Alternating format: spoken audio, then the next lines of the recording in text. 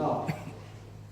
마틴 루터 이전에도 종교 개혁을 부르셨던 사람들이 많이 있었습니다만, 이 마틴 루터로부터 시작을 해서 본격적인 그런 그 개혁이 시작됐다고 보기 때문에 종교 개혁을 말하는 마틴 루터를 우선적으로 기억을 하게 되는 것입니다. 본래 마틴 루터는 독일의 자그마한 지방 가난한 광부의 아들로 태어났습니다. 부모가 가난했습니다마는 신앙이 돈독해서 어려서부터 당시에 행하던 대로 마리아도 열심히 숭배하고 여러 성자들을 숭배하는 그런 그 신앙을 배우면서 어린 시절 성장을 했습니다. 그 후에 대학을 들어가면서 인생 문제에 대한 깊은 사색에 빠지게 됩니다. 특별히 중병을 입어서 생사의 고비를 넘나들면서 살고 죽는다는 것이 무엇인가를 깊게 생각을 하고 죽음 이후에 하나님 앞에서 나는 어떻게 설 것인가를 고민하기 시작을 합니다. 그러다가 큰 폭풍우가 일어나는 어느 날 어디를 지나가다가 바로 자기 옆에서 벼락이 떨어지는 무시무시한 장면을 경험합니다. 그때 루터는 큰 두려움과 공포에 쌓여서 그 자리에 풀어 앉아서 성 안나여 나를 지키소서, 나를 지키시는 내가 수도사가 되겠나이다. 그래서 제가 이 안나가 누군가를 찾아봤더니 마리아의 어머니가 안나라는 말은요, 성경에 없는 얘기들인데 하여튼 캐톨릭은 갖다 붙이는 거예요. 성 안나여 나를 지켜주소서, 지켜주시면 내가 수도사가 되겠나이다. 그래서 소원한 대로 그는 수원에 들어가서 젊은 수도사 생활을 시작하게 되었습니다. 수원에 들어가서 자그마한 독방 생활을 하는데 창문이라고 하나 나 있는 것이 그 창문을 열고 밖을 내다보면 무덤만 내다보이는 그런 그 자그마한 감방 같은 그런 그 방에서 기도하며 성경을 묵상하며 공부하면서 어떻게든지 자기의 구원을 위해서 고민하고 노력을 합니다. 그렇지만 그렇게 수도 생활에 전념을 합니다만 고통은 점점 더 심해져 갔습니다. 두 가지의 이유 때문에 그러했는데, 하나는 그 수도원 골방에 앉아서 성경을 읽고 연구해 보면 연구하면 연구할수록 성경의 교훈과 그 당시 교회에서 가르치던 교훈과 행하는 일에는 너무나도 많은 차이가 있다는 것을 발견하게 됩니다. 그때는 어떻게든지 공덕을 많이 쌓아서 하나님 앞에 의롭다함을 받고 죄의 사함을 받을 수 있다고 가르쳤는데, 자기가 하나님 앞에서 공덕을 쌓고 더 많이 정성껏 헌신을 해 보아도 도무지 양심의 평안을 얻을 수가 없고 구원의 확신에 이를 수가 없습니다. 쌈보는 아침에 제 순물을 뜯어놓고 손을 씻으면서 아무리 씻고 씻어도 내 안에 이 죄를 씻지 못하니 나는 어찌할까? 사도 바울이 오라 나는 궁고한 존재로다. 누가 이 사망의 무엇이 나를 건져줄까? 단식 받은 것 같은 탄식을 하게 되었습니다. 그러면서 나의 이 아픔과 고민을 해결할 길은 성경밖에 없다라고 하는 그런 그 성경에 대한 확신을 가지고 성경에 더 깊이 들어가는데, 마침 그때 비텐베르그 대학에서 교수직을 얻어서 성경을 가르치기 시작을 했습니다. 시편을 가르치고 갈라디아서의 말씀을 가르치고 로마서의 말씀을 가르치는데,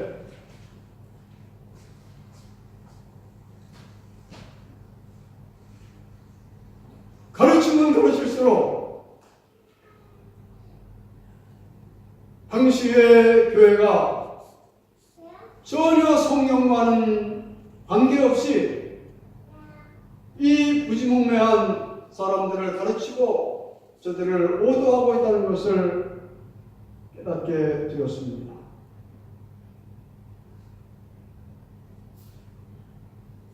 그래서 그는 로마서, 갈라디아서, 시편을 통해서 그가 확신했던 진리, 구원은 오직 예수 그리스도를 믿음으로 받는다. 인간이 공덕을 쌓고 선행을 하고 하나님 앞에 무슨 행실을 올바로 해서 구원을 받는 것이 아니라고 하니 성경적 진리 위에 자기의 확신을 세우게 됩니다. 그리고 그 확신을 학생들에게 가르치기 시작을 하고, 또 자기가 주일마다 설교하던 교회에 나가서 이 진리의 말씀을 가르치기 시작을 합니다. 그런데 때마침 무슨 일이 또 있었느냐면, 로마에서는 레오 14라고 하는 교황이 그 전 교황 때부터 무시무시하게 커다란 로마의 성당을 짓다가 재정이 거의 파탄나게 되자 하나의 교묘한 술수를 쓰기 시작하는데, 면죄부라고 하는 것을 판매하기 시작을 합니다.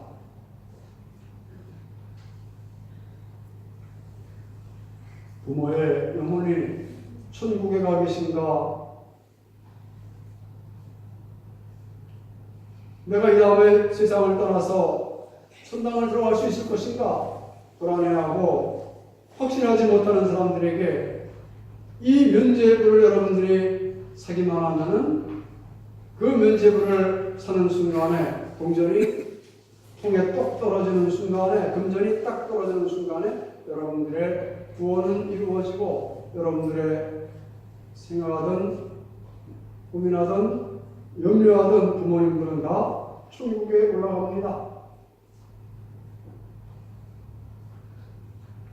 우리 티틀이라고 하는 교황사절을 보내서 사방에서 면죄부를 팔아먹기 시작했습니다. 오직 구원은 예수 그리스도를 믿음으로 받고, 우리가 죄사함 받는 것은 오직 십자가의 은혜로만 받는 것이고, 우리가 영생을 얻고 천국에 들어가는 것은 오직 예수님의 공로로만 되어지는 일이라고 하는 이 확신,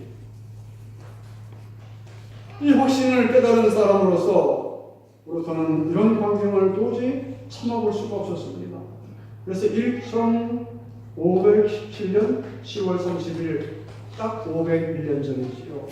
그날 10월 31일 자기가 설교하는 캐슬 성당 정문에 95개 조항의 반박문을 붙입니다.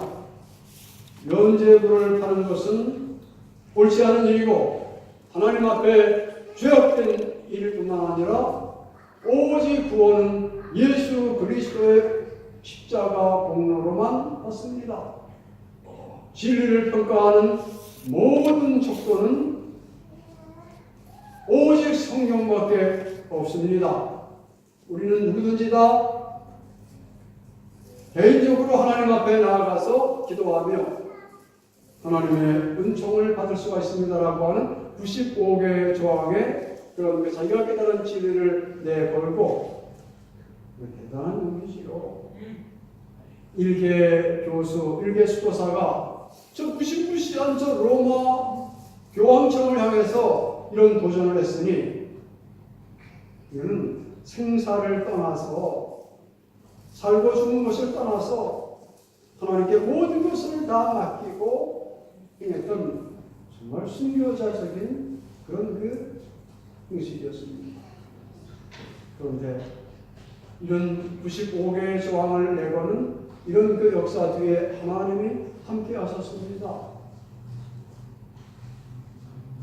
이 마틴 루터의 95개의 조항의 반박문이 인쇄가 되면서 그 인쇄되었던 것들이 유럽 전역으로 퍼져나가면서 그동안에 캐톨릭에 문제가 있다, 교황에 문제가 있다, 잘못됐다라고 하는 것을 느낌으로 감잡고 있던 사람들이 동의하기 시작을 합니다. 그러면서 저 유럽 지역에 이렇게 바람이 퍼지듯이 퍼지게 되면서 마침내 종교개혁이라고 하는 이 일개의 수도사 아니면 교수로부터 시작되어진 이 운동이 전 유럽으로 확산되어지는 놀라운 역사가 일어납니다. 이 종교개혁은 세 가지의 특별한 분명한 원리를 가지고 그 원리에서 이루어졌는데, 첫째는 사람이 하나님 앞에서 죄사함 받는 것, 이것은 율법을 행함으로나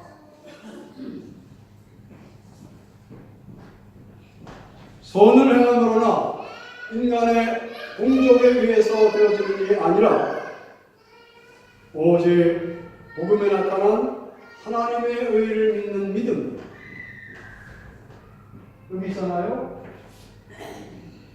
무슨 인간의 공덕을 내세운다든가 무슨 수행을 자랑한다든가 그런 것들을 통해서 받는 것이 아니라 오직 하나, 우리 구주 예수 그리스도를 믿는 믿음, 그 십자가를 붙잡는 믿음, 그 믿음으로 구원받는다고 하는 이 원리가 첫 번째 원리인 것입니다.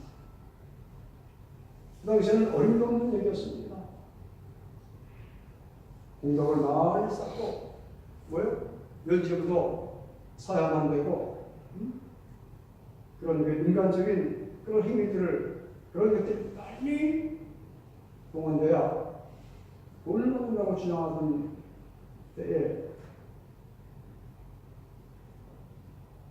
오직 예수 그리스도를 믿는 믿음, 그 십자가를 의지하는 믿음, 이것만이 구원의 원리요, 진리라고 하는 것을 주장했던 것입니다. 두 번째, 종교개혁의 분명한 원리가 또 하나 있으니, 두 번째는 성경만이 모든 진리의 척도가 된다는 사실입니다. 당시에는 성경은 이건 뭐 그냥 라틴어로다가 만들어져 가지고 교인들은 뭐 읽을 수도 없었고 제대로 만져볼 수도 없는 그런 책으로서 그냥 감춰진 것이고, 교황의 훈시라든가 아니면 천년 동안 내려오던 교회 전통이라든가 교회에서 지시하는 그런 것들이 법이 되었던 때였습니다. 그러나 분명히 루터는, 그리고 종교개혁자들은 주장 성경만이 신앙과 모든 행위의 기준이다. 아멘. 그래서 성경에 맞지 않는 것은 다 버리고 부족한 것은 채워넣어서 성경 중심으로 돌아간다. 이것이 종교개혁자들의 개혁 정신입니다. 그래서 두 번째가 뭐예요? 오직 성령. 그 다음에 세 번째 원리가 또 하나 있으니 만인 제사장주의입니다. 베드로 사도께서 우리에게 말씀하시기를 너희는 왕 같은 제사장이요. 무슨 말이냐면 당시에 이 불교라고 하는 것이 구원이라고 하는 것은 성경에 보면 중고는 오직 예수 그리스도 한 분밖에 없는데 반드시 신부를 통해서만 죄 사함을 받고 기도를 하도록 만들어놨단 말입니다. 뭐 잘못하고 죄를 졌으면 누구한테 가요? 신부한테 가가지고 그거는 성작가가 안에서 무슨 죄를 지었습니까? 그럼 신부가 용서해 줘야 그래 용서가 되는 거란 말입니다. 이게 말이 안 되는 거예요. 이게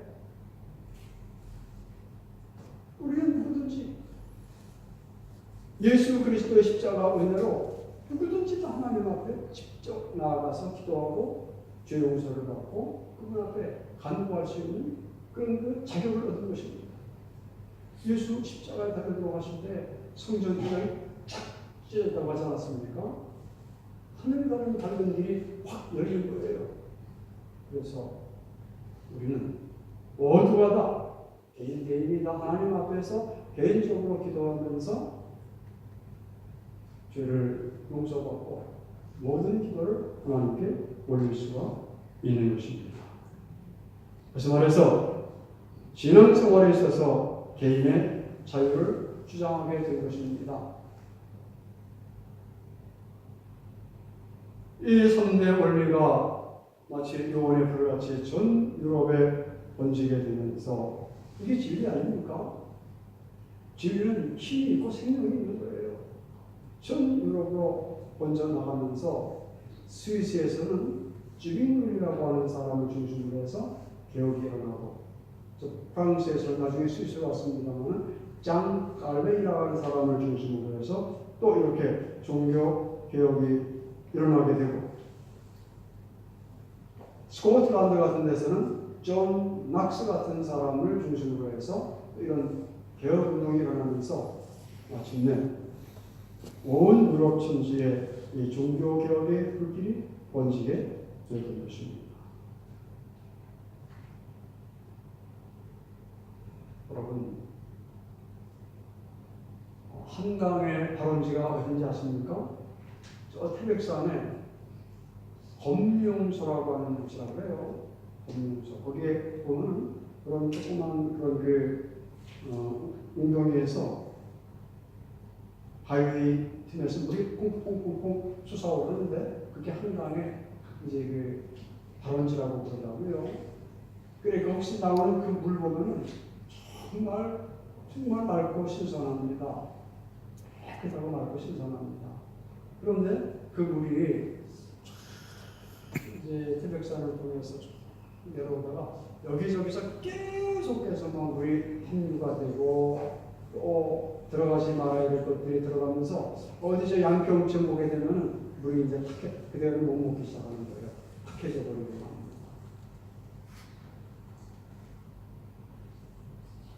기독교가 맨 처음 갈보리 산상과 예루살렘에서 시작해서 많은 물이 흘러내려오는 동안 거기 갈보리 언덕에서 예루살렘에서 그 순전했던 예수의 복음이 많은 세월을 흘러내려오고 있어 여러 역사적인 과정 속에서 섞이지 말아야 될 것들이 많이 섞였습니다. 기독교 아닌 것들이 너무 난무했던 그게 중세예요. 기독교가 아닌 것은 그 예수가 말씀하셨던 그런 교회가 아니라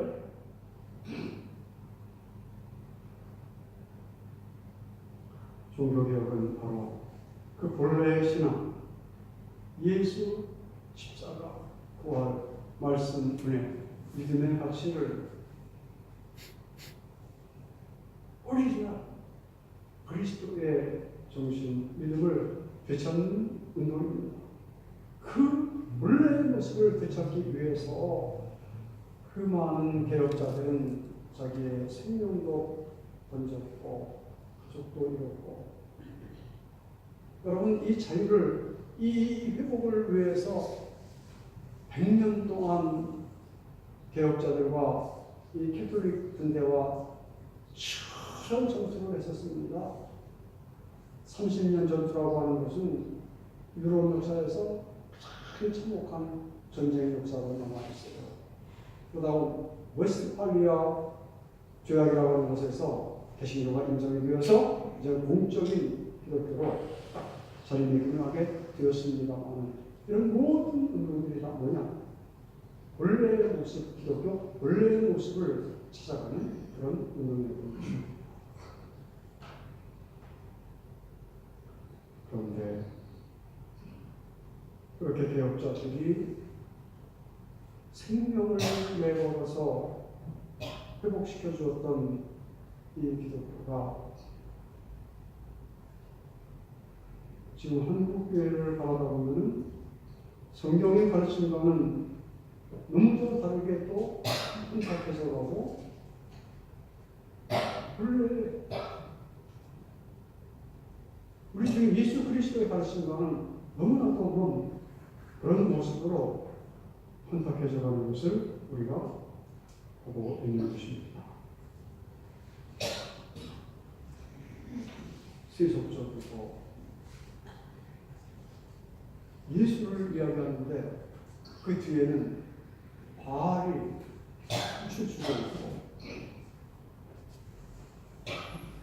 정의, 진리, 사랑, 생명 이런 것들은 뒷전에 앉아있고 오직 개인의 기복신앙만이 난무하는 그런 때로 잘못된 그런 모습으로 기독교가 많이 색깔이 바래져 있는 것입니다.